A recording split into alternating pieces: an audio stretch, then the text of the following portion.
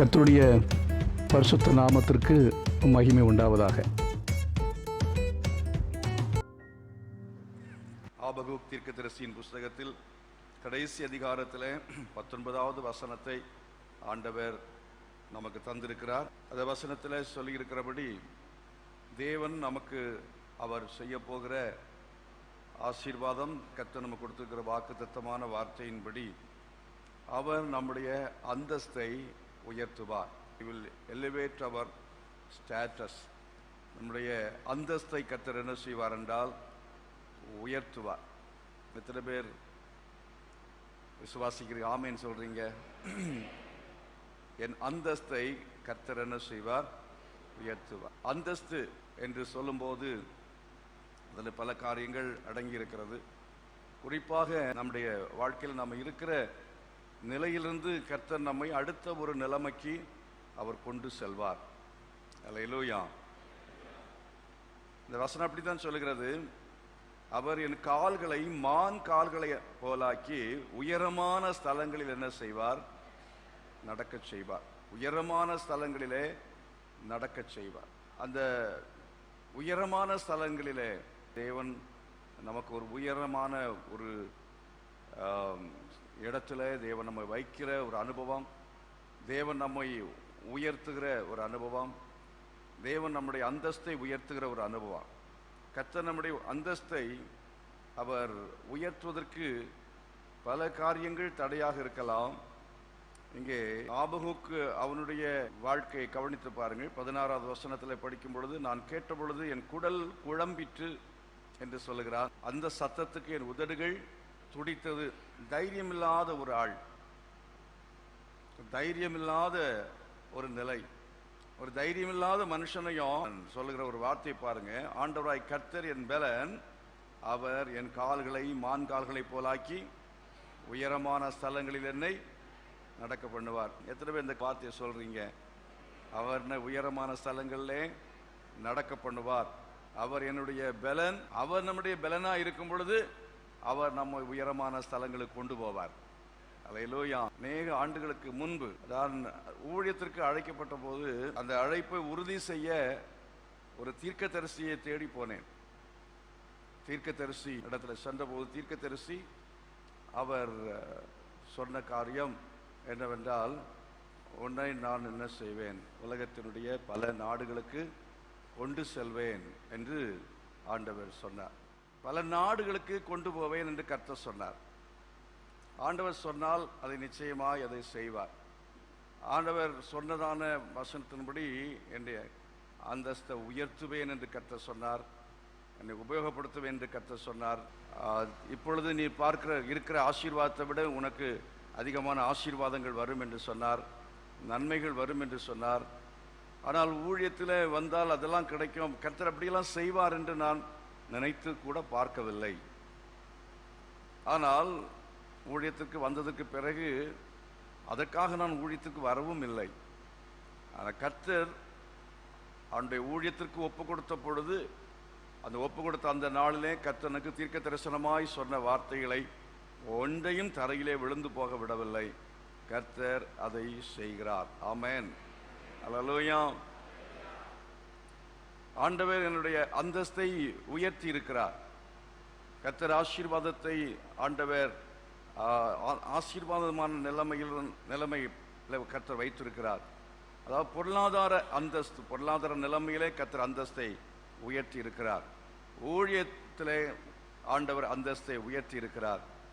சரப்பிரகாரமான நிலைமையிலே கர்த்தர் அந்தஸ்தை உயர்த்தி இருக்கிறார். குடும்பத்திலே ஆண்டவர் அந்தஸ்தை உயர்த்தி இருக்கிறார்.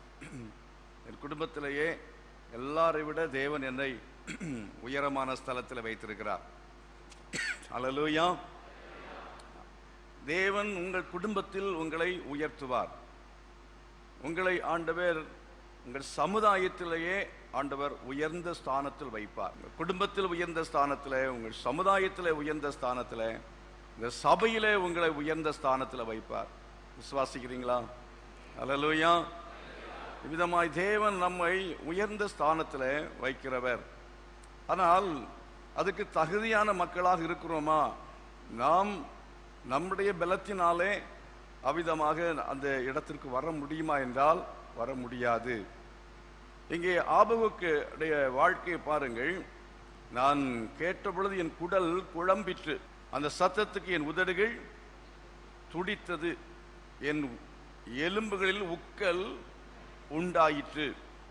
அதாவது தேசத்தில் நடக்கிற காரியங்கள், நடக்க போகிற காரியங்கள், தேவன் தேசத்துக்கு செய்ய போகிற காரியங்கள், தேவனுடைய நியாய தீர்ப்பு கிடைத்த காரியங்கள், அதாவது எதிர்மறையான செய்தியை கேட்கும் பொழுது அவன் உடல் குழம்பிற்று. அவன் அந்த சத்தத்துக்கு அவனுடைய அந்த உதடுகள் துடித்தது. பயம் அடைந்தவன், தைரியம் இல்லாத ஒரு மனுஷனாகத்தான் அவனை பார்க்கிறோம். அவன் தைரியத்தை இழந்து போனவன், தைரியம் இல்லாமல் பலனை இழந்து போனவன். அப்படிப்பட்ட சில சமயத்தில் நம்ம பலவீனர்களாக இருப்போம், அதைரியமுள்ள ஆட்களாக இருப்போம். ஆனால் அதைரியம் உள்ள ஆட்களை பார்த்து கர்த்தர் சொல்லுகிறார், நான் உங்களை உயர்ந்த ஸ்தானத்துக்கு கொண்டு போய் வைப்பேன். அல்லேலூயா. நினைக்கலாம், நான் ஊழியத்திற்கு வந்தால் எப்படி இருக்கும், நான் தைரியம் இல்லாதவனாக இருக்கிறேனே, அல்லது என்ற எதிர்காலம் எப்படி இருக்கும், நான் தைரியம் இல்லாத ஒரு நபராக இருக்கிறேனே. நம்முடைய அதாவது வாழ்க்கையை நம்ம பார்க்கும்போது நம்முடைய தைரியம் இல்லாத நிலைமை, பலன் இல்லாத நிலைமை, ஆரோக்கியம் இல்லாத நிலைமை, ஆரோக்கியம் எனக்கு போதுமான ஆரோக்கியம் இல்லை, எப்படி என்னை கர்த்தர் அதாவது அந்த ஒரு உயர்ந்த ஸ்தானத்தில் வைப்பார் என்று சொல்லும் பொழுது, ஒரு லீடர்ஷிப், கர்த்தர் உங்களை ஒரு ஒரு தலைவனாக மாற்றுதல், தேவன் உங்கள் எல்லாருக்கும் முன்பதாக தேவன் உங்களை உயர்த்தி ஆசீர்வாதமாக வைப்பதற்கு, உங்களுடைய வருமானத்தை கர்த்தர் அதிகமாக தருவதற்கு, அதிகமாக உங்கள் வாழ்க்கையிலே உங்களை வாய்ப்புகளை பெற செய்வதற்கு, அதற்குரிய எந்த தகுதியும் இல்லாமல் மக்களாக இருக்கலாம். ஆனால் கர்த்தர் சொல்கிறார், உன் பலவீனத்தின் மத்தியிலே என் பலன் பூரணமாக என்ன செய்யும் விளங்கும், நான் உன்னை என்ன செய்வேன், உயர்த்துவேன். பலவீனனாக இருக்கிற உன்னை நான் உயர்த்துவேன், அதைரியமாக சோர்ந்து போகிற உன்னை நான் என்ன செய்வேன், உயர்த்துவேன், உன்னை உயர்ந்த ஸ்தானத்தில் நான் நடக்க பண்ணுவேன் என்று கர்த்தர் சொல்கிறார். அருமையானவர்களே, இவன் சோர்ந்து போகிறவனாகவே இருக்கவில்லை. இவன் என்ன சொல்றான் பாருங்கள், இப்படியெல்லாம் இருக்கிற சூழ்நிலையிலே, அதாவது நஷ்டங்கள் கஷ்டங்கள் மத்தியிலையும், துன்பத்தின் மத்தியிலையும், பலவீனத்தின் மத்தியிலையும், அதைரியத்தின் மத்தியிலையும், சோர்வுகள் மத்தியிலையும், அதற்குரிய சூழ்நிலைகள் மத்தியிலே 18ஆம் வசனத்தில் சொல்கிறான், நான் கர்த்தருக்குள் மகிழ்ச்சியாயிருப்பேன். அல்லேலூயா. பலவீனத்தின் மத்தியிலையும் பயமுறுத்தக்கூடிய காரியங்கள் நம்முடைய வாழ்க்கையிலே வரும்போதும் நாம் என்ன செய்ய வேண்டும் என்று சொன்னால், மகிழ்ச்சியாய் நான் இருப்பேன் என்று சொல்ல வேண்டும். நான் மகிழ்ச்சியாக இருப்பேன். இப்போ யார் அவ்விதமாக அந்த நெகட்டிவ் சிச்சுவேஷன்ஸை, அதாவது எதிர்மறையான சூழ்நிலைகளை பார்த்து அதற்கு அதிலே மனம் மடிந்து போகாமல், அப்படிப்பட்ட சூழ்நிலையிலையும் நான் மகிழ்ச்சியாக இருப்பேன் என்று யார் சொல்றார்களோ அவர்களை கர்த்தர் உயர்ந்த ஸ்தானத்திலே அவர் நடக்க பண்ணுவார். அல்லேலூயா. வாழ்க்கையிலே நம்ம ஒரு கோழைத்தனமாக இருக்கிறவர்கள் அல்ல, நாம் கர்த்தருக்குள்ளே மகிழ்ச்சியாக இருக்க வேண்டும். அருமையானவர்களே, 19ஆம் வசனத்திலே ஆபகுக் சொல்கிறார், ஆண்டவராகிய கர்த்தர் என் பலன். சொல்லலாமா? அவர் என்னுடைய பலன். பரிசுத்த ஆவி ஆகிய பலனை நாம் சார்ந்திருக்க வேண்டும். நாம் சார்ந்திருக்க வேண்டிய பலன் நம்முடைய பலன் அல்ல, நம்முடைய சூழ்நிலை அல்ல. சூழ்நிலையை பார்க்கும் பொழுது எந்த வாய்ப்பும் இல்லை உங்கள் அந்தஸ்தை உயர்த்துவதற்கு, உங்களுக்கு ஒரு உயர்வு வருவதற்கு, நீங்கள் மேன்மை அடைவதற்கு எந்த வாய்ப்பும் இல்லை. உங்களை நீங்க பார்க்கும்போது கண்ணாடியில் பார்க்குறீங்க, கண்ணாடியில் பார்க்குற சமயத்தில் உங்களுக்கே உங்களை நம்பிக்கை வராது. என்னையா கர்த்தர் உயர்த்த போகிறார், என்னையா கர்த்தர் உயர்த்த போகிறார். எத்தனையோ பேர் பாருங்க, தாவீதை பாருங்க கர்த்தர் உயர்த்தினார், யோசேப்பை பாருங்க கர்த்தர் உயர்த்தினார். இப்படி உயர்த்தப்பட்ட ஆட்கள் எல்லாரையும் பாருங்கள், அவர்கள் யாருமே உயர்த்தப்படும் முன்பதாக அவர்களை பார்க்கும்போது அவர்களுக்கே நம்பக்கூடிய நிலைமையில் அவர்களுடைய சரீர தோற்றம் இருந்திருக்கவில்லை. பவுலை பாருங்கள், பலவீனம் உள்ளவன். அவனை பார்க்கும் பொழுது அவனை கர்த்தர் உயர்ந்த ஸ்தானத்தில் வைப்பார், ஒரு தலைவனாக மாற்றுவார், ஒரு அப்போஸ்தலனாக மாற்றுவார் என்று அவன் நினைக்கக்கூடியதான நிலைமையிலே அவன் நிலைமை இல்லை. சரீரம் பலவீனம். மோசையை பாருங்கள், மோசையுடைய வாழ்க்கையை பார்க்கும் பொழுது மோசே திக்குவாயும் மந்த நாவும் உள்ளவன். அவனை கர்த்தர் ஒரு பெரிய தலைவனாக மாற்றுவேன் என்று தேவன் சொல்லும் போது அவனால் அதை நம்ப முடியவில்லை, ஏற்றுக்கொள்ள முடியவில்லை. என்னையும் கர்த்தர் அழைக்கும் பொழுது எனக்கும் நம்பிக்கை இல்லை. சின்னவன் ஆயிரமும் சிறியவன் பலத்த ஜாதியுமாவான், கர்த்தராகிய நான் அது ஏற்ற காலத்தில் செய்வேன் என்று சொல்லும் பொழுது அதை நம்புவதற்கு இல்லை. தேவன் நம்மை படிப்படியாக கண்மலையின் மேலே கால்களை கர்த்தர் ஆண்டவர் மான் கால்களை போலாக்கி உயரமான ஸ்தலங்களிலே கொண்டு போக வேண்டும் என்றால் அவர் ஃப்ளைட்டில் கொண்டு போக மாட்டார். என்ன செய்யணும்? மலை அடிவாரத்திலிருந்து நான் மேலே போக முடியும், நேரடியாக மேலே கர்த்தர் கொண்டு போக மாட்டார். ஆகவே கொஞ்சம் கொஞ்சம் கொஞ்சமாக கர்த்தர் என்ன செய்கிறவர்? உயர்ந்த ஸ்தானங்களுக்கு தேவன் நம்மை அவர் கொண்டு போய் நிறுத்துகிறவராக இருக்கிறார். சத்தமாக கர்த்தர் மகிமைப்படுத்துவோம். ஹல்லேலூயா. அந்த உயர்ந்த ஸ்தானங்களை கர்த்தர் நம்மை கொண்டு போய் அவர் இளைப்பாற பண்ணுகிற தேவன். இக்கட் நாளில் நான் என்ன செய்ய இளைப்பாறுவேன் என்று ஆபகுக்கு சொல்கிறான். இளைப்பாறுதலை கர்த்தர் என்ன செய்வார் என்று சொன்னால் நம்மை ஆண்டவர் உயர்ந்த ஸ்தானத்தில் வைத்திருக்கிறார். தேவன் நம்மை அபிதமாக உயர்த்துகிற தேவன். அருமையானவர்களே, பழைய ஏற்பாட்டில் ஒரு நபரை குறித்து நாம் இதற்கு அடையாளமாக பார்க்கிறோம். யார் என்று சொன்னால், வேதத்தில் அநேகரை குறித்து நான் உதாரணமாக இப்பொழுது நான் சொன்னேன். இன்னொரு நபரை கூட சொல்கிறேன். யார் தெரியுமா? பெண்களில் ஒரு நபர், லேயாளை குறித்து பார்க்கிறோம். லேயாளை கர்த்தர் உயர்த்தினாரா என்று கேட்டால், பெண்கள் நீங்கள் எத்தனை பேர் அவரை தேவன் உயர்த்தினார் என்று சொல்வீர்கள்? லேயாளை கர்த்தர் உயர்த்தினார் என்று எத்தனை பேர் சொல்லுவீர்கள்? இன்றைக்கு நிறைய பேர் ராகேலுடைய பெயரை போடுறதை விட லேயாள் பெயரைத்தான் நிறைய பேர் போட்டிருக்கிறாங்க.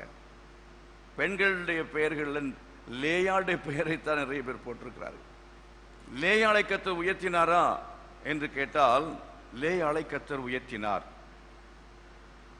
லேயாளுடைய வாழ்க்கையை நீங்கள் கவனித்து பாருங்கள். லேயாள் எப்படிப்பட்டவளாய் இருந்தால் அவளுடைய வாழ்க்கையை பற்றி ஆதியாகமத்தின் புஸ்தகத்திலே நீங்கள் படிக்கும் பொழுது அவளை பற்றி 29வது அதிகாரத்திலே 17வது வசனத்தில் சொல்லி இருக்கிறது. லேயாளுடைய கண்கள் கூச்ச பார்வையாய் இருந்தது. லேயாளுடைய கண்கள் கூச்ச பார்வையாய் இருந்தது. ராகேலோ ரூபவதியும் பார்வைக்கு அழகானவளாய் இருந்தாள். இந்த உலகத்திலே பார்வைக்கு அழகுள்ள மக்களாக இருக்கக்கூடும். அவர்களை கர்த்தர் மேன்மைப்படுத்துகிறதை விட மேலான உயர்ந்த ஸ்தானங்களிலே அவர் கொண்டு போகாமல் என்ன அற்பமா எண்ணப்படுகிறவர்களை, அவள் கூச்ச பார்வை உள்ளவளாக இருந்தபடினாலே 31ஆம் வசனம் சொல்கிறது, லேயாள் அற்பமா எண்ணப்பட்டாள். அற்பமா எண்ணப்படுகிறவர்களை கர்த்தர் உயர்ந்த ஸ்தானங்களுக்கு கொண்டு போவார். நினைக்கலாம், ஏன் ஆண்டவர் என்னை கூச்ச பார்வை உள்ளவளாய் அவள் நினைத்திருப்பாள். யார்? லேயாள் நினைத்திருக்கலாம். என் தங்கச்சி ஆண்டவர் என்ன செய்திருக்கிறார்? அழகுள்ளவளாக படைத்திருக்கிறாள். அவளுடைய கண்கள் அழகாக இருக்கிறது, அவளுடைய சரீரம் அழகாக இருக்கிறது. ஆனா என்னையோ ஆண்டவர் இப்படி படைத்து விட்டாரே, என்னை ஆண்டவர் கூச்ச பார்வை உள்ளவளாக படைத்தார், அழகில்லாதவளாக படைத்தாள், ஆண்டவர் படைத்திருக்கிறாரே என்று சொல்லி நம்முடைய தோற்றத்தை நினைத்து நம்ம அருவருக்கலாம். அப்படியே நம்ம என்ன செய்யலாம்னு சொன்னா நம்ம சோர்ந்து போகலாம். எத்தனை பேர் அப்படி நம்ம சோர்ந்து போன ஆட்களாக இருக்கணும்? நம்ம சரீரத்தினுடைய தோற்றத்தை பார்த்து நம்ம அப்படி சோர்ந்து போக வேண்டாம். மற்ற மக்கள் ஒருவேளை அற்பமாய் நம்மை நினைக்கலாம்.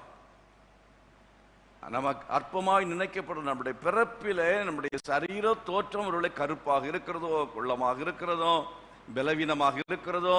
ஏன் ஆண்டவர் பலவீனமாக படைத்தார்? ஏன் ஆண்டவர் என்னை விதமாக கருப்பாக படைத்தார்? ஏன் ஆண்டவர் என்னை இப்படி மந்தனாவுள்ளவனாக படைத்தார்? ஏன் ஆண்டவர் என்னை இப்படி கூச்ச உள்ளவளாக படைத்தார்? இப்படியெல்லாம் நம்ம குறைகள், நம்மிடத்தில் இருக்கிற சரீர குறைவுகள் எல்லாவற்றையும் நினைக்க வேண்டாம். யாரை கர்த்தர் குறைவுள்ளவளாக படைத்திருக்கிறாரோ அவர்களைத்தான் உயர்ந்த ஸ்தானத்தில் வைக்க போகிறார். அல்லேலூயா. அது அப்படி வைக்கிறதுனா அவருக்கு சந்தோஷம். அதுக்கு என்ன செய்ய வேண்டும்? லேயாளை பற்றி பாருங்கள். 30வது இந்த 29வது அதிகாரத்தில் 32வது வசனத்தை வாசித்து பாருங்கள். லேயாள் கர்ப்பவதியாகி. லேயாள் கர்ப்பவதி. யார் முதல்ல கர்ப்பவதியானது? ராகேலா லேயாளா? லேயாள் கர்ப்பவதியானாள். ராகேலை கணவன் நேசித்தான், லேயாளை கர்த்தர் நேசித்தார். இந்த உலகம் உங்களை நேசிக்கலாம், ஆனால் உலகம் உங்களை நேசிக்காம போனாலும் கிறிஸ்தவர்களை உலகம் நேசிக்காது. ஆனால் நாம் உலகத்தால் புறக்கணிக்கப்படலாம், உலகத்தால் அற்பமாக எண்ணப்படலாம், மனுஷரால் நாம் அவமதிக்கப்படலாம். ஆனால் கர்த்தர் நம்முடைய பட்சத்தில் இருந்தால் நமக்கு விரோதியாக இருப்பவன் யார்? தேவன் அவளை என்ன செய்தார்? கர்ப்பவதி ஆகும்படி செய்து அவள் ஒரு குமாரனை பெற்ற பொழுது என்ன சொல்லுகிறாள் பாருங்கள். இப்பொழுது கர்த்தர் என் சிறுமையை பார்த்தருளினார். இப்பொழுது என் புருஷன் என்னை நேசிப்பார் என்று சொல்லி. அல்லேலூயா. ஆண்டவர் இப்போதான் கொஞ்சம் ஒரு ஆசீர்வாதத்தை அவருடைய வாழ்க்கையில கொடுத்திருக்கிறார். கணவன் திருமணமான பிறக்கும் சந்தோஷம் அவளுக்கு கிடையாது. அவளுக்கு சந்தோஷம் இல்லை. கணவன் கிடைத்தான் என்பதற்காக சந்தோஷப்பட ஒன்றுமே இல்லை. ஆனால் பிள்ளை பிறந்த பொழுது அவள் சொல்கிறாள், கர்த்தர் என் சிறுமையை பார்த்தருளினார். கர்த்தரின் சிறுமையை பார்த்தருளினார். அப்படி சொல்லி நிறுத்தி விடவில்லை. முதலாவது ஆண்டவரை நினைக்கிறாள். அல்லேலூயா. கர்த்தர் உங்களுக்கு செய்கிற ஒவ்வொரு சின்ன சின்ன காரியத்திலையும் கர்த்தரை நினைக்கணும். என்ன பெருசா கர்த்தர் செய்துட்டார்? மனைவி இதெல்லாம் ரொட்டீனா நடக்கிற காரியம் தானே. கல்யாணம் ஆனா பிள்ளை பிறக்கும் அப்படி என்பதல்ல. ராகேலுக்கு பிள்ளை இல்லை, ஆனால் இவளுக்கு பிள்ளை குழந்தை பிறந்தது. அப்ப எத்தனையோ பேருக்கு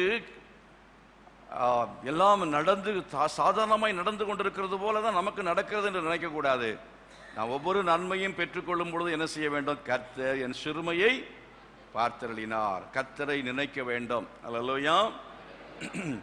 அது மட்டுமல்ல, அவள் என்ன சொல்கிறார் பாருங்கள். இப்பொழுது என் புருஷன் என்னை நேசிப்பார். 32வது வசனம் வாசிங்க. இப்பொழுது என் புருஷன் என்னை நேசிப்பார் என்று சொல்லி. இப்பொழுது என் புருஷன் என்னை நேசிப்பார் என்று சொல்லி அவனுக்கு ரூபன் என்று பெயரிட்டாள். அவளுக்கு ரூபன் என்று பெயரிட்டார். அந்த குழந்தை பிறந்த பொழுது அந்த பெயர் வைக்கிற சமயத்தில் அவள் என்ன அர்த்தத்தோடு அந்த பெயரை வைக்கிறாள் என்று அந்த வசனத்தில் நம்ம பார்க்கிறோம். இப்பொழுது என் புருஷன் என்னை நேசிப்பார் என்று சொல்லி. அப்ப அதுவரை புருஷன் என்ன செய்யவில்லை? நேசிக்கவில்லை. அதுவரை புருஷன் நேசிக்கவில்லை. குழந்தை பிறக்கணும்னா அத்தனை வருஷம், ஒரு வருஷம் கல்யாணமாய் குறைஞ்சபட்சம் ஒரு வருஷமாவது ஆகிருக்கும் இல்லையா? அந்த ஒரு வருஷ காலமும் புருஷன் அவளை நேசிக்கவில்லை. ஆனா அந்த சூழ்நிலையிலையும் அவள் என்ன செய்கிறாள் என்றால் விசுவாசத்தோடு கூட இருக்கிறத பார்க்கிறோம். என்ன சொல்ற? எக்ஸ்பெக்டேஷன் பாருங்க. என் புருஷன் என்னை இப்பொழுது என் புருஷன் என்னை நேசிப்பார். அந்த ஒரு மனோபாவத்தை உடைய மக்களாக இருக்கிறவர்களை கர்த்தர் என்ன செய்வார்? தேவன் உயர்ந்த ஸ்தானங்களிலே நடக்க பண்ணுவார். நிலைமைகள் மாறும் அப்படிங்கிறத நம்ம என்ன செய்ய வேணும்? எதிர்பார்க்க வேண்டும். ஒரு எக்ஸ்பெக்டேஷன் நமக்கு வாழ்க்கையில் இருக்க வேண்டும். வாழ்க்கையில் அந்த ஒரு எதிர்பார்ப்பு இல்லாதவர்களை ஆண்டவர் உயர்த்த மாட்டேன். கஷ்டங்கள் எல்லாம் மாறும், என் துன்பங்கள் எல்லாம் மாறும், என் பையனுக்கு நல்ல அவனுக்கு படிப்பை கர்த்தர் கொடுப்பார், என் கணவனை கர்த்தர் ரட்சிப்பார், என் கணவனுக்கு ஒரு மாற்றம் வரும், என்னுடைய பலவீனம் மாறும். இப்படிப்பட்ட ஒரு எக்ஸ்பெக்டேஷன், ஒரு எதிர்பார்ப்பு உள்ள மக்களா யார் இருக்கிறார்களோ அவர்களை கர்த்தர் உயர்த்துகிறவராய் இருக்கிறார். ஆமென். அவர்களைத்தான் கர்த்தர் அந்த லீடர்ஷிப்பு கொண்டு வருவார். அவர்களைத்தான் கர்த்தர் உலகத்திலே முன்னுதாரணமாக மாற்றுவார், சாட்சி உள்ளவர்களாய் மாற்றுவார். அவர்களை கர்த்தர் சரித்திர புருஷராய் மாத்திரமல்ல, சரித்திர பெண்மணிகளாகவும் சரித்திரம் படைக்கிற பெண்மணிகளாகவும் மாற்றுவார். அடுத்த வசனத்தை 33ஆம் வசனத்தை வாசித்து பாருங்கள். மறுபடியும் அவள் கர்ப்பவதியாகி ஒரு குமாரனை பெற்று நான் அற்பமா எண்ணப்பட்டதை கர்த்தர் கேட்டருளி இவனையும் எனக்கு தந்தார் என்று சொல்லி அவனுக்கு சிமியோன் என்று பெயரிட்டாள். அப்ப என்ன செய்திருக்கிறாள்? இவள் ஜெபிக்கிறவளா இருந்திருக்கிறாள். நான் அற்பமா எண்ணப்பட்டதை கர்த்தர் கேட்டருளி என்று சொல்லும்போது, அதாவது அநேகர் இவளை குறித்து தவறாய் பேசினதை ஆண்டவர் கேட்டார், தேவன் கேட்டார் என்பதை கர்த்தர் கேட்டார் என்று சொல்லும் பொழுது, மற்றவர்கள் இவளை அற்பமாய் பேசினதை கேட்டாருங்கிறது மாத்திரமல்ல, ஆண்டவரே இப்படி என்னை அற்பமாய் பேசுகிறார்களே, என் கணவன் என்னை நேசிக்காமல் இருக்கிறாரே, இப்படியெல்லாம் சொல்லி அவள் என்ன செய்திருப்பாள்? அவள் நிச்சயமாக புலம்பி இருப்பாள், ஜெபித்திருப்பாள். உங்களுடைய நிந்தையை கர்த்தர் கேட்கிறார். நீங்கள் அவமதிக்கப்படுகிறதை கர்த்தர் பார்க்கிறார். கர்த்தர் பார்த்து, கர்த்தர் கேட்டு அவர் பதில் அளிக்கிற தேவனாக இருக்கிறார். நான் அற்பமா எண்ணப்பட்டதை கர்த்தர் அவர் கேட்டருளி இவனையும் எனக்கு தந்தார். ஆண்டவரே என்னை இன்னும் ஆசீர்வதிக்க வேண்டும் என்று சொல்லி அவள் ஜெபித்த ஜெபத்தை கர்த்தர் கேட்டிருக்க கூடும். நான் அற்பமா எண்ணப்படுகிறேனே என்று சொல்லி அவள் பேசினதை, அந்த பெருமூச்சை கர்த்தர் கேட்டிருக்க கூடும். ஆகவே ஜெபிக்கிற கர்த்தருடைய பிள்ளைகளை தேவன் என்ன செய்கிறார் என்றால் உயர்ந்த ஸ்தானத்தில் வைக்கிறவராக இருக்கிறார். அல்லேலூயா. நல்ல எக்ஸ்பெக்டேஷன் நமக்கு இருக்கணும். அது மாத்திரமல்ல, கர்த்தர் கேட்டருளுகிறவர். அல்லேலூயா. அவர் கேட்கிறவர். ஜெபத்தை கேட்கிறவரே மாம்சமான யாவர் உம்மிடத்தில் என்ன செய்வார்கள்? வருவார்கள். ஆகவே பிறர் நம்மை அற்பமாய் நினைத்தாலும், ஏளனம் பண்ணினாலும், பரிகாசம் பண்ணினாலும், நம்முடைய வாழ்க்கையில் பலவீனம் உள்ள மக்களாக இருந்தாலும், மந்தனாவு உள்ளவர்களாக இருந்தாலும், புத்தி இல்லாதவர்கள் போல இருந்தாலும், சூழ்நிலைகள் எல்லாம் நமக்கு ஒத்து வராமல் இருக்கலாம். அந்த நிலைமையிலையும் அத்திமரன் தொழில் விடாமல் போனாலும், என்ன நடந்தாலும் ஜெபிக்கிற மக்களாக இருப்போம் என்று சொன்னால், கர்த்தர் நம்முடைய நிலைமைகளை மாற்றி அவர் நம்மை உயர்ந்த ஸ்தானத்தில் வைப்பதற்கு வல்லமை உள்ளவர். அல்லேலூயா. எத்தனையோ பேரை பார்த்திருக்கிறோம். ஊழியத்தில் அநேகரை கவனித்திருக்கிறேன். யார் அதிக ஜெபிக்கிற ஊழியக்காரங்களா இருக்கிறாங்களோ அவர்களை கர்த்தர் உயர்த்தி இருக்கிறார். தமிழ்நாட்டில் அசம்பிளிஸ் ஆஃப் காட்ல ஜெபம் என்று சொன்னாலே எல்லாரும் பாஸ்டர் மோகனை சொல்லுவாங்க. Is a prayer director. அதாவது எங்கேயாவது ஜெபம் அப்படின்னா ஓடி போயிடுவார். என்ன நீங்க பெரிய ஒரு தலைவராக இருக்கிறீங்களே, இதெல்லாம் போய் உட்கார்ந்து இருக்கிறீங்களே, ஜெபம்னு கூப்பிடுறாங்க, அதனால தான் போறேன் அப்படின்னு சொல்லுவார். ஜெபம் அப்படின்னு போட்டா எங்க வேணா போயிடுவார். சிலர் எங்கேயாவது சாப்பாடு போடுறாங்க, பிரியாணின்னா போயிடுவாங்க. சிலர் பிரியாணி போடுறாங்கன்னா எங்கேயாவது போயிடுவாங்க. சாப்பாடு போடுறாங்கன்னா எங்கேயாவது போயிடுவாங்க. எங்கேயாவது தீர்க்க தரிசனம் சொல்றாங்கன்னா எங்கேயாவது போயிடுவாங்க. எங்கேயாவது சுவிசேஷ கூட்டம் நடக்கிறதா எங்கேயாவது போயிடுவாங்க. ஆனா ஜெபத்திற்கு மட்டும் வரவே மாட்டார்கள். நீங்கள் ஜெபத்திற்கு வருகிற மக்களாக, ஜெபம் பண்ணுகிற மக்களாக, முழு ஜெபம் அப்படின்னா ஓடி போயிடணும். உபவாச கூட்டம்னா ஓடி போயிடணும். ஜெபம் அப்படின்னு சொன்னா, குடும்ப ஜெபம்னா ஓடி போய் உட்காரணும். ஜெபத்தின் மேல உங்களுக்கு வாஞ்சி. கர்த்தர் கேட்டருளுகிறவர். ஆமென். அப்படி என்கிற அந்த அறிவு உங்களுக்கு இருக்கும் என்றால், ஜெபம் பண்ணுகிற ஆட்களாய் இருப்போம் என்றால், கர்த்தர் அவர் உயர்த்துகிறவராய் இருக்கிறார். உங்கள் அந்தஸ்தை கர்த்தர் என்ன செய்வார்? உயர்த்துவார். உங்கள் கால்களை மான்களுடைய கால்களைப் போல ஆக்குவார்.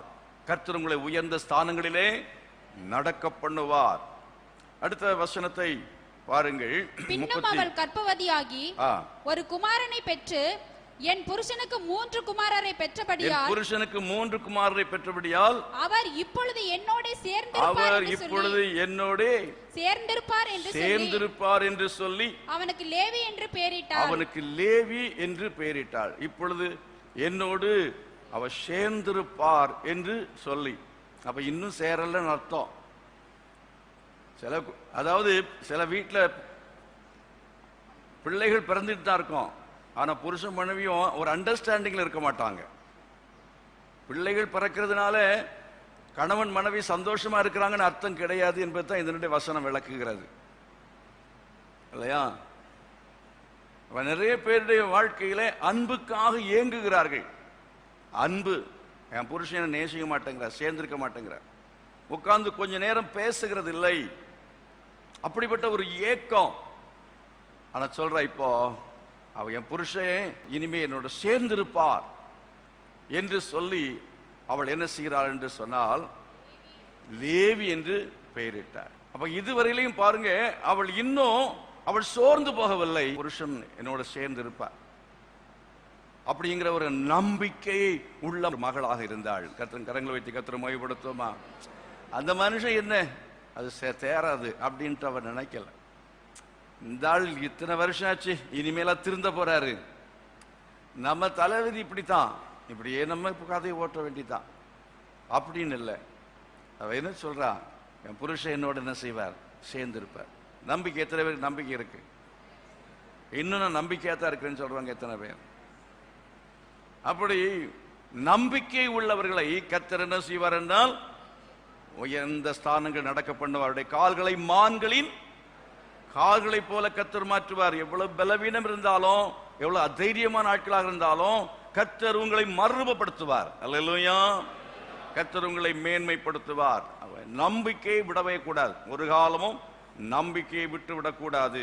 இப்போ இந்த 35வது வசனத்தை வாசித்து பாருங்கள். 35 மறுபடியும் அவள் கர்ப்பவதியாகி ஒரு குமாரனை பெற்று இப்பொழுது கர்த்தரை துதிப்பேன் என்று சொல்லி அவனுக்கு யூதா என்று பெயரிட்டாள். நான் கேட்கிறேன், பிரச்சனைகள்லாம் தீர்ந்து விட்டதா? லேயாள், உன் பிரச்சனை தீர்ந்து விட்டதா என்று சொல்லி அவர்கிட்ட கேட்டான்னு சொல்லுவாங்க. பிரச்சனை எல்லாம் பிரச்சனையா கிடக்காது, அது பாட்டு கிடக்கட்டும், பிரச்சனை கிடக்கட்டும். ஆனா நான் கர்த்தரை என்ன செய்வேன், துதிப்பேன். ஆமென், அல்லேலூயா. என் பிரச்சனைகள் எனக்கு ஒரு இப்பொழுது பிரச்சனை அல்ல. என் புருஷன் சேர்ந்தாரோ சேரலையோ, என் புருஷனோடு என்ன சமாதானமாக இருக்கிறாரோ இல்லையோ, என் புருஷன் நேசிக்கிறாரோ இல்லையோ, எனக்கு பலன் இருக்கிறதோ இல்லையோ, எனக்கு ஆட்டு மந்தைகள் பெருகுகிறதோ இல்லையோ, வசதி வருமானங்கள் இருக்கிறதோ இல்லையோ, ஆரோக்கியம் இருக்கிறதோ இல்லையோ, அழகா இருக்கிறேனோ இல்லையோ, நான் கர்த்தரை துதிப்பேன். அல்லேலூயா! நான் ஆண்டவருக்கு ஆராதனை செய்வேன், நான் கர்த்தரை துதிப்பேன். அல்லேலூயா! பிரதிகூலங்கள் மத்தியில் எத்தனை பேர் கர்த்தரை துதிக்கிறீர்கள்? பிரதிகூலத்தின் மத்தியில் தான் கர்த்தரை என்ன செய்தாள்? அவளுக்கு துதிக்கிறதுக்காக 3 பிள்ளைகள் பிறந்தார், 4வது பிள்ளை பிறந்தார் என்று சொன்னாலும் அவளுக்கு சந்தோஷம். எத்தனை பிள்ளைகள் பிறந்தார், புருஷன் சந்தோஷமா இல்லைன்னா வாழ்க்கையா இருக்க நரகம்தான். குடும்பத்துல சந்தோஷம் இல்லைன்னா என்ன இருந்து என்ன பிரயோஜனம்? எல்லா பிள்ளைகள் பிறக்கலாம், யார் எப்படி வேணும், என்னென்ன நன்மைகள் இருக்கலாம்.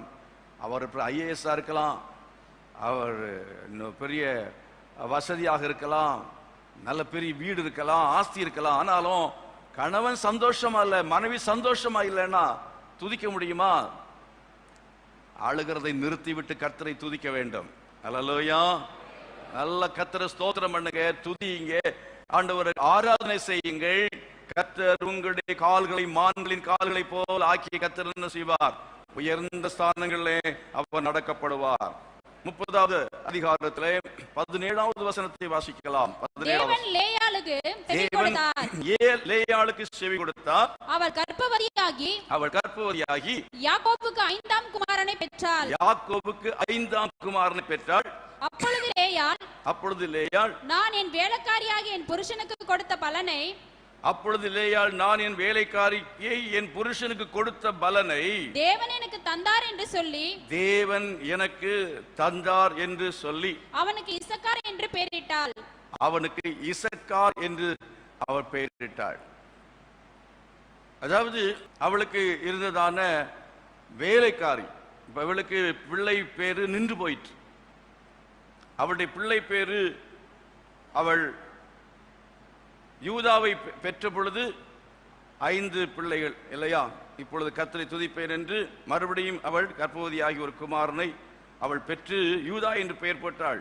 அப்ப எத்தனாவது பிள்ளை? 3.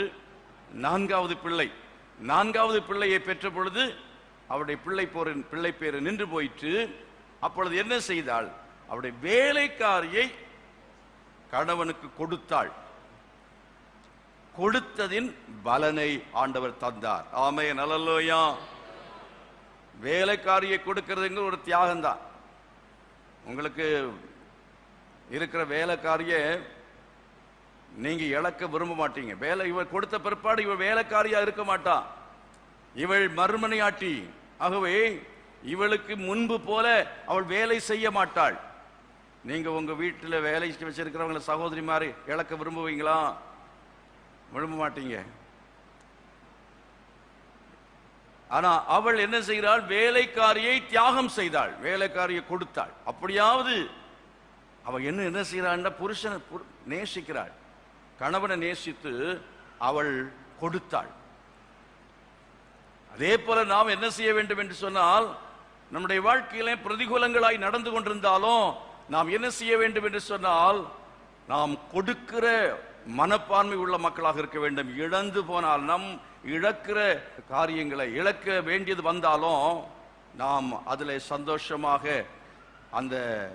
அதுக்கு ஒரு பலனை கர்த்தர் கொடுப்பார் என்று சொல்லி கொடுக்கிற ஒரு மனப்பான்மை உடைய மக்களாக இருப்போம் என்று சொன்னால் கர்த்தர் நம்மை உயர்ந்த ஸ்தானங்களை நடக்க பண்ணுவார். அல்லேலூயா. சொல்ல போனா ஒரு தாராள மனசு யாருக்கு இருக்கிறதோ அவர்களை கர்த்தர் உயர பண்ணுவார். ஒன்றே ஒன்றுதான், ஒரே வேலைக்காரி தான் இருக்கிறாள். இந்த ஒரே வேலைக்காரி, அதாவது ராகேலுக்கு ஒரு வேலைக்காரி, அவருடைய பெயர் பில்காள், இவருடைய வேலைக்காரி பெயர் சில்பாள். ஆனா இவருடைய வேலைக்காரி இவள் கொடுத்தாள்னா ஒரு தாராளமான மனம். ஆகவே தாராளமான மனசு யாருக்கு இருக்கிறதோ அவர்களை கர்த்தர் அவர் மேன்மையாக அவர் உயர்த்துகிறவராக இருக்கிறார். அல்லேலூயா. சில ஊழியத்தில் நீங்க பாருங்க, தாராள மனசு உள்ளவர்களாக இருக்க மாட்டார்கள், விசுவாசிகளா இருப்பார்கள், தாராள மனசாக இருக்கவே மாட்டார்கள். பொதுவாக கர்த்தருக்கு செலவு பண்ணுகிற காரியத்தில், பிறருக்கு உதவி செய்கிற காரியத்தில், பெற்றோருக்கு கொடுக்கிற காரியத்தில், என் குடும்பத்தில் மற்ற எல்லாரை பார்க்கலாம் பெற்றோருக்கு தாராளமாக கொடுத்தது பலனை கர்த்தர் எனக்கு திரும்பி தந்திருக்கிறார். ஆமென், அல்லேலூயா. பெற்றோருக்கு நான் தாராளமாய் கொடுத்திருக்கிறேன், சகோதரங்களுக்கு தாராளமாய் கொடுத்திருக்கிறேன், ஊழியர்களுக்கு தாராளமாய் கொடுத்திருக்கிறேன். அதன் பலனை கர்த்தர் திரும்ப அவர் தருகிறவராயிருக்கிறார். சத்தமா தேவனை மகிமைப்படுத்துமா? கொஞ்சம் தாராளமா கொடுக்கிற ஆட்களா இருக்கிற சில ஆட்கள் கொடுக்கவே மாட்டாங்க. அப்படியே கொடுத்தாலும் 100 ரூபாய் கொடுக்கிற சமயத்தில் அந்த 10 ரூபாய் நோட்டை திரும்ப எண்ணிட்டு இருப்பான். அதுல 10 ரூபாய் எக்ஸ்ட்ரா இருந்துடக்கூடாதான். ஆமா, போனா போட்டே 10 ரூபாய். கொஞ்சம் தாராளமா கையை விட்டு பணம் போறதுன்னா அவங்களுக்கு உயிர் போன மாதிரி இருக்கும். அப்படிப்பட்ட ஆட்கள் தசோபாகம் கொடுங்க, காணிக்கை கொஞ்சம் தாராளமாய் கொடுங்கள். உங்களுடைய அதாவது யார் உங்கள்கிட்ட கடன் கேட்டாலும் கடன் கேட்கிறவங்களுக்கு இருந்தால் கொடுங்கள் என்று வேதம் சொல்லுகிறது. தாராளமாய் இருக்கும் பொழுது கர்த்தர் என்ன செய்வார் என்றால் உங்களை ஏராளமாய் பெருக பண்ணுவார். அல்லேலூயா. தேவன் உங்களுடைய ஸ்தானத்தை அவர் உயர்த்துகிறவராக இருக்கிறார். 30வது அதிகாரத்திலே 19வது வசனத்தை வாசித்து பாருங்கள். அப்புறம் லேயாள் கர்ப்பவதியாகி யாக்கோபுக்கு 6ஆம் குமாரனை பெற்றாள். அப்பொழுது லேயாள் தேவன் எனக்கு நல்ல ஈவை தந்தார். அப்போ என்ன சொல்கிறாள்? தேவன் எனக்கு நல்ல ஈவை தந்தார். அல்லேலூயா. எத்தனை பேர் அப்படி சொல்றீங்க? தேவன் எனக்கு நல்ல ஈவை தந்தார்னு சொன்னா அவன் புருஷனையும் சேர்த்தான் சொல்றான். அப்படி நான் நம்புறேன். கர்த்தர் எனக்கு நல்ல ஈவாக யாக்கோவை நேசிக்காத ஆளாக இருந்தாலும் என் தேவனுக்கு நல்ல ஈவை தந்தார் என்று சொல்ல வேண்டும். கர்த்தர் கொடுத்த கணவன் நல்ல ஈவு, கர்த்தர் கொடுத்த மனைவி நல்ல ஈவு. தேவன் கொடுத்திருக்கிற ஈவுகள், தி கிஃப்ட்ஸ் ஆஃப் காட், எல்லாமே தேவனால் கொடுக்கப்படுகிறதான ஈவு என்பதை நாம் உணர்ந்து கொள்ள வேண்டியது அவசியமாயிருக்கிறது. கர்த்தனுக்கு ஈவாக கொடுக்கிறார். நம்ம செய்ததான நற்கிரியைகளுக்கு பலனாக ஒன்றையும் பெற்றுக்கொள்கிறோம் என்று நினைக்க கூடாது. என்ன பெருசா பண்ணிட்டார், நான் எவ்வளவோ ஆண்டவருக்கு செஞ்சிருக்கிறேன், அது செஞ்சதுக்கு அவர் செஞ்சது ஒன்றும் பெருசா இல்லை அப்படின்னு நினைக்க கூடாது. நம்ம செஞ்சது ஒண்ணுமே இல்லை, ஆனா கர்த்தர் எல்லாவற்றையும் ஈவாக கொடுத்திருக்கிறார். அல்லேலூயா. உங்களுக்கு கொடுத்த பிள்ளைகளை கர்த்தர் ஈவாக கொடுத்திருக்கிறார். கணவனை ஈவாக கொடுத்திருக்கிறார்.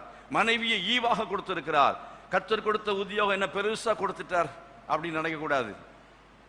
ஆண்டவர் கொடுத்திருக்கிற வேலை, உத்தியோகம், தேவன் கொடுத்திருக்கிற ஈவு, தேவன் கொடுத்திருக்கிற வீடு, அதை அற்பமா எண்ணக்கூடாது. அது தேவன் கொடுத்த ஈவாக இருக்கிறது. அப்படி என்ன செய்யணும் சொல்லணும், கர்த்தர் எனக்கு ஈவாக கொடுத்திருக்கிறார் என்று சொல்லி, என் புருஷனுக்கு நான் 6 குமாரரை பெற்றபடியால் இப்பொழுது அவர் என்னுடனே வாசம் பண்ணுவார் என்று சொல்லி, இப்பொழுது அவர் என்னுடனே வாசம் பண்ணுவார் என்று சொல்லி அவனுக்கு செபுலோன் என்று பெயரிட்டாள். பாவம், இப்படி ஒரு லேடியை நீங்க எங்கேயுமே பார்த்திருக்க மாட்டீங்க. என் புருஷன் இனியாவது என்ன செய்வார், என் கூட வாசம் பண்ணுவார். ஒரு வீட்டில் தான் இருக்கிறாங்க, அவன் அந்த பக்கம் போனா இவன் இந்த பக்கம் போயிடுவான். அந்த மாதிரி ஒருத்த முகத்தை பார்க்க மாட்டான். ஒன்று அவர்களுடைய வாசம் பண்ணுகிற ஒரே ஒரு அண்டர்ஸ்டாண்டிங் இல்லை, இன்னும் வரல பாருங்க. சந்தோஷமா இல்லை, அன்பாக இல்லை, பாசமாக இல்லை, ஃப்ரெண்ட்ஷிப்பாக இல்லை. ஆனாலும் சோர்ந்து போகவில்லை. அல்லேலூயா. சோர்ந்து போகாதிருங்கள், சோர்ந்து போகாமல் இருங்க. இன்னும் அவள் என்ன செய்தாள் என்றால் விசுவாசத்தை விட்டுவிடவே இல்லை. கரங்களை வைத்து கர்த்தரை மகிமைப்படுத்துவோமா? விசுவாசமாக இருந்தாள். அவர் வாசம் பண்ணுவார், என்னோடு அவர் என்ன செய்வார், அவர் வாசம் பண்ணுவார் என்று சொல்லி அவளுக்கு அந்த செபுலோன் என்று பெயரிட்டாள். அதுக்கு பிறகு அவளுக்கு பிள்ளைகள் பிறந்ததா என்றால் இல்லை. எப்போ எத்தனை பிள்ளைகள் பிறந்தது? 6 பிள்ளைங்க. புருஷன் அவளோடு வாசம் பண்ணினானா? வாசம் பண்ணவில்லை. அப்படி பெற்றதான அந்த நிலைமையிலே அவருடைய வாழ்க்கை முற்று பெற்று விட்டதா என்றால் முற்று பெற்று விட்டதுதான். அப்போ சந்தோஷமாக அதுக்கு பிறகு லேயாளோடு கூட புருஷன் இருந்தானா என்றால் வேதம் அப்படி ஒன்று சொல்லவில்லை. பிரச்சனைகள் தீர்ந்ததா? ஒன்று சொல்லப்படவில்லை. 6 பிள்ளைகளை பெற்றாள். ஆனால் புருஷன் அவளோடு சேர்ந்து வாசம் பண்ணினாரா என்பதற்கு இந்த ஆதாரமும் இல்லவே இல்லை. அவள் அழகுள்ளவனாய் மாறினாள் என்றால் அவள் அழகாவும் மாறவில்லை. 6 பிள்ளைகளை பெற்றா இன்னும் என்ன செய்ய, மோசமாக தான் போயிருப்பார். கண் கூச்ச பார்வையாக இருந்து சரியானதா என்றால் இல்லை, கண்ணும் கூச்ச பார்வையாகத்தான் இருந்தது. ஆனால் ஒன்றை நீங்கள் நினைக்க வேண்டும். அந்த வசனத்தில் என்ன பார்க்கிறோம்? 31 வசனத்தில், அதாவது லேயாள் அற்பமா எண்ணப்பட்டால் கர்த்தர் கண்டு என்று சொல்லப்பட்ட, கர்த்தர் அவளை காண்கிறவர். கர்த்தர் கண்டார். தேவன் உங்களை காண்கிற தேவன். அல்லேலூயா. உங்கள் நிலைமையை கர்த்தர் கண்டு அவர் என்ன செய்வார் பாருங்க. இந்த நிலைமையில் இவ்வளவு விசுவாசத்தோடு இருந்து, இவ்வளவு ஜெபம் பண்ணி, இவ்வளவு நம்பிக்கையா இருந்து எனக்கு என்ன பிரயோஜனம் என்று நீங்கள் நினைக்கலாம். என்னாகமம் 2வது அதிகாரத்தில் நீங்கள் படிக்கும் பொழுது 3வது வசனத்தில் இருந்து சொல்லப்பட்டிருக்கிறது யூதா. அதற்கு பிறகு 5ஆம் வசனத்தில் இசக்கார், 7ஆம் வசனத்தில் செபுலோன், அதற்கு பிறகு 10ஆம் வசனத்தில் ரூபன், 12ஆம் வசனத்தில் சிமியோன், 14வது வசனத்தில் காத், அதற்கு பிறகு 2வது அதிகாரத்தில் கீழே வாசித்து பாருங்கள் 18ஆம் வசனத்தில் எப்ராஹிம், அதற்கு பிறகு மனாசே, அதன் பின்பு பென்யமீன், கடைசியில் 25ஆம் வசனம் பாருங்க தான் ஆஷேர். யாருடைய, அதாவது இங்கே சேனைகளுடைய தலைவர்களாக தெரிந்து கொள்ளப்பட்ட கோத்திரத்துக்கு யாருடைய பிள்ளைகளை கர்த்தர் முதன்மையான ஸ்தானத்தில் வைத்தார் என்று நீங்கள் இந்த அதிகாரத்தில் கவனித்து பார்த்தால், லேயாளுடைய பிள்ளைகளை கர்த்தர் முதல் ஸ்தானத்தில் வைத்தால், ராகேலுடைய பிள்ளைகளையோ கர்த்தர் கடைசி ஸ்தானத்தில் வைத்தார். கரங்களை வைத்து கர்த்தர் மகிமைப்படுத்துவோம். பாளையத்திலே முன்னாலே செல்லுகிறவருடைய முன் வரிசையிலே தேவன் லேயாளுடைய பிள்ளைகளை வைத்தார். ஆனால் பாளையத்திலே பின்வரிசையிலே செல்லுகிறவருடைய பின்வரிசையிலே செல்லுகிறதான அந்த சேனையினுடைய தலைவர்கள், அந்த சேனைகள் யாருடைய சேனைகளாக இருந்தது என்று சொன்னால் ராகேலுடைய பிள்ளைகள். ராகேல் அல்லது ராகேலுடைய வேலைக்காரி தான், ஆஷேர், இவர்கள் யார் என்றால் ராகேலுடைய வேலைக்காரி பில்காளுடைய பிள்ளைகள். கர்த்தர் உங்கள் பிள்ளைகளை ஆண்டவர் உயர்ந்த ஸ்தானத்தில் வைப்பார். நீங்க இன்றைக்கு ஒருவேளை அவமதிக்கப்படலாம், ஆனால் விசுவாசத்தில் இருக்கிறீர்கள். ஜெபத்தை விட்டு விடாமல் இருக்கிறீர்கள். நீங்கள் சந்தோஷமாக இருக்கிறீர்கள். நீங்கள் விசுவாசத்தின் வார்த்தைகளை சொல்லுகிறீர்கள். விசுவாசத்திலேயே வாழ்க்கையை ஓடி முடித்து விடுகிறீர்கள். இந்த உலகத்தில் எதிர்பார்த்து ஒன்றும் கிடைக்காம போகலாம். புருஷன் சரியாக இல்லாமல் இருந்திருக்கலாம், நல்ல வேலை கிடைக்காம போயிருந்திருக்கலாம், நல்ல வீடு இல்லாம இருந்திருக்கலாம். ஆனாலும் கர்த்தர் என்ன செய்வார் என்றால், உங்கள் பிள்ளைகளை உயர்ந்த ஸ்தானத்திலே அவர் நடக்கும்படி கர்த்தர் செய்வார்.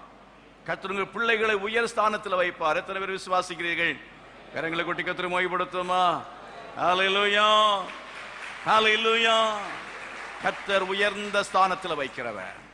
சொல்லுங்க, அவர் என்னை உயர்ந்த ஸ்தானங்களில் என்ன செய்வார்?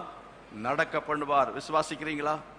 அவர் என்னை உயர்ந்த ஸ்தானங்களிலே அவர் நடக்க பண்ணுகிற தேவனாக இருக்கிறார். எல்லாரும் எழுப்பி நிற்போம். சொல்லுங்க, ஆண்டவரே, நான் பலவீனன் தான், ஆரோக்கியம் இல்லாதவன், அழகில்லாதவன், மந்தனாவுள்ளவன், திக்குவாயுள்ளவன். என்னையும் நீர் ஒரு தலைவனாக பயன்படுத்த நீர் வல்லமையுள்ள தேவனாக இருக்கிறீர். ஆண்டவரே, என்னுடைய வாழ்க்கையில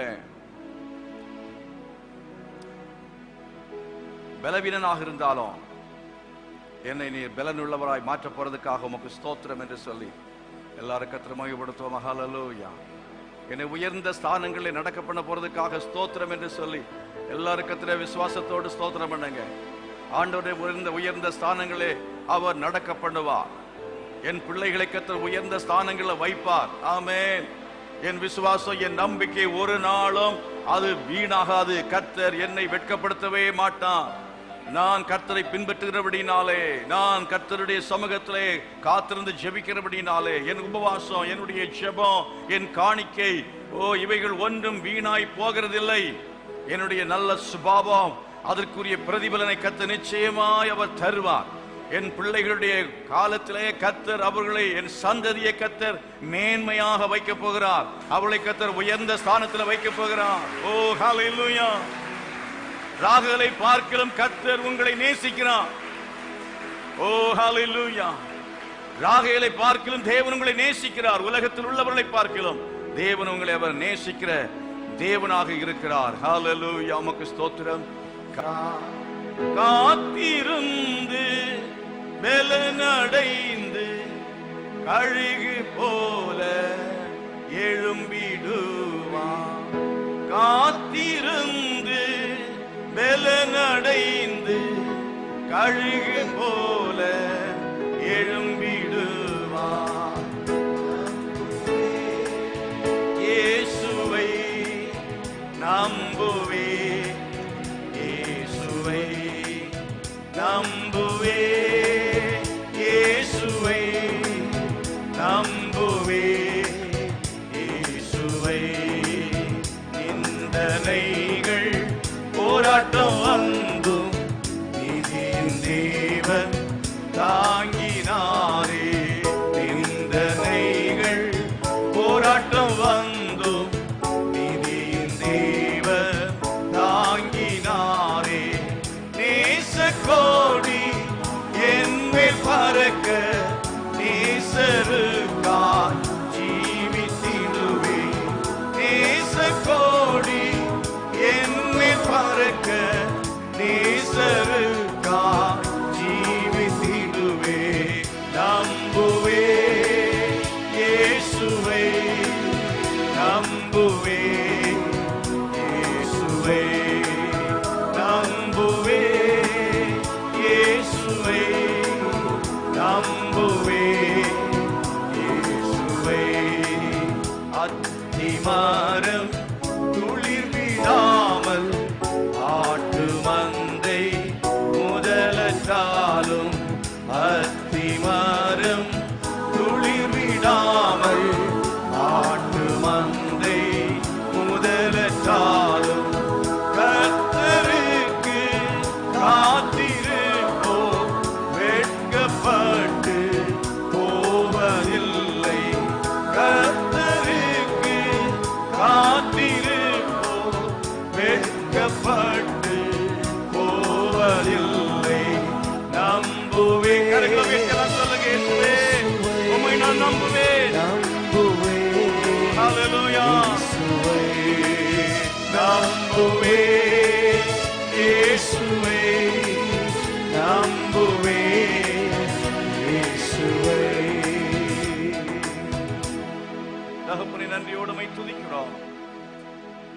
அத்திமரம் துளிவிடாமற் போனாலும், ஆண்டவரே ஆட்டு மந்தை பலனில்லாமல் போனாலும் நாங்கள் உமக்குள் மகிழ்ச்சியாய் இருக்க, உம்மை நாங்கள் சார்ந்து கொள்ள எங்களுக்கு உதவி செய்ய வேண்டும் என்று நாங்கள் செபிக்கிறோம். எங்கள் பிரதிகூலமான சூழ்நிலைகள் மத்தியிலேயும் நாங்கள் விசுவாசத்தோடும் நம்பிக்கையோடும் தைரியமாகவும் வாழ கிருபை செய்யும்படியாய் ஜெபிக்கிறோம். எங்கள் விசுவாசத்தை விட்டு விடாமல் இருக்க உதவி செய்யுங்க. எங்கள் ஜெபத்தை விட்டு விடாமல் இருக்க உதவி செய்யுங்க. கர்த்தாவே, நாங்கள் பரிசுத்தமாய் ஜீவிக்க எங்களுக்கு உதவி செய்யுங்க. நிச்சயமாய் கர்த்தர் எங்களை வெட்கப்படுத்த மாட்டீர். எங்கள் நம்பிக்கை ஒரு நாளும் வீண் போகிறதில்லை. எங்கள் விசுவாசம் ஒரு நாளும் வீண் போகிறதில்லை. ஆண்டவரே, நாங்கள் செய்கிற ஊழியத்திற்கு பலன் நிச்சயமாய் கர்த்தர் தருவீர். கொடுக்கிறதுக்குரிய பலனை கர்த்தர் நிச்சயமாய் தருவீர். எங்கள் கால்களை நீங்கள் மான்களின் கால்களை போலாக மாற்றுவீர். எங்களை உயர்ந்த ஸ்தானத்தில் கொண்டு போய் நிறுத்துவீர். அதற்காக உமக்கு ஸ்தோத்திரம். ஆண்டவரே, எங்களை மாத்திரமல்ல, எங்க பிள்ளைகளையும் கர்த்தர் உயர்ந்த ஸ்தானத்தில் வைக்க போறதுக்காக உமக்கு ஸ்தோத்திரம் செலுத்துகிறோம். ஆண்டவரே, ஹல்லேலூயா, ஹல்லேலூயா, ஹல்லேலூயா. உமக்கு ஸ்தோத்திரம். கரங்களை வைத்து ஒரு நிமிஷம் ஜெபம் பண்ணுவோம். ஆண்டவரே, எங்களுடைய உறவினர்கள் எல்லாம் ரட்சிக்கப்படணும். இந்த தேசத்தின் ஜனங்கள் எல்லாம் ரட்சிக்கப்பட வேணும். அதுக்காக ஜெபிக்கிறோம் என்று சொல்லி கரத்தை வைத்து ஜெபம் பண்ணுங்க. தகப்பனே, இந்த நாளில் நாங்கள் நம்முடைய சமூகத்தில் வருகிறோம். ரட்சிக்கப்படாத எங்களுடைய குடும்பத்தின் அங்கத்தினர்களுக்காக ஜெபிக்கிறோம். இந்த தேசத்தின் மக்களுக்காக நாங்கள் ஜெபிக்கிறோம். நித்திய நரகத்தினராய் போகிற மக்களை ரட்சிப்பீராக. நாங்கள் சுவிசேஷத்தை அறிவிக்கும்படி, இந்த தேசத்துக்காக ஜெபிக்கும்படி எங்களை ஒப்புக் கொடுக்கிறோம். நாங்கள் கர்த்தாவை தியாகமாய் ஜீவிக்க எங்களை ஒப்புக் கொடுக்கிறோம். பரிசுத்தமாய் ஜீவிக்க எங்களை ஒப்புக் கொடுக்கிறோம். நீர் இந்த மாதம் முழுவதும் அப்படி எங்களை உம்முடைய அன்பிலே நிலைநிறுத்தி காத்துக்கொள்ளும். ஒவ்வொருவரையும் ஆசீர்வதியும். ஒவ்வொருவரோடும் கிருபை இருக்கட்டும். ஒவ்வொருவரோடும் சமாதானம் இருக்கட்டும். ஒவ்வொருவரையும் கர்த்தர் உயர்ந்த ஸ்தானங்களுக்கு கொண்டு போவீராக. இயேசுவின் நாமத்தில் பிதாவே, ஆமென். நம்முடைய கர்த்தர் இரட்சகருமாய் இருக்கிற இயேசு கிறிஸ்துவின் கிருபையும் பிதாவாகிய தேவனுடைய அன்பும் பரிசுத்த ஆவியானுடைய அந்யோன்யமும் சமாதானம் பாதுகாவலும் நம் அனைவரோடும் சகல பரிசுத்தவான்களுடன் கூட இன்றும் இன்றைக்கு நிலைத்திருப்பதாக. ஆமென். God bless you. கர்த்தர் எல்லாரையும் ஆசீர்வதிப்பாராக.